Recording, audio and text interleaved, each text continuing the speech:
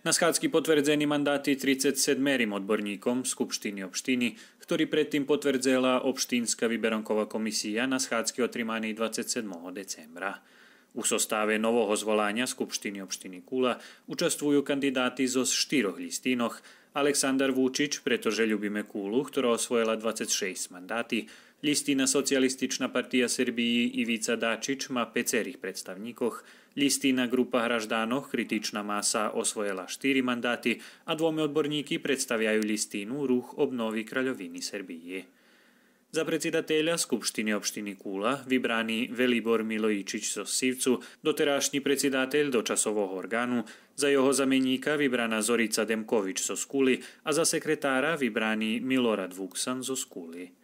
Za predsedateľa obštiny Kula vybraný Damian Miljanič zo Skuli, buvší direktor javného komunálneho podpríjemstva Komunálac Kula, a zameník šľidujúci 4 roky budze mu Karoľ Válka, tiež zo Skuli.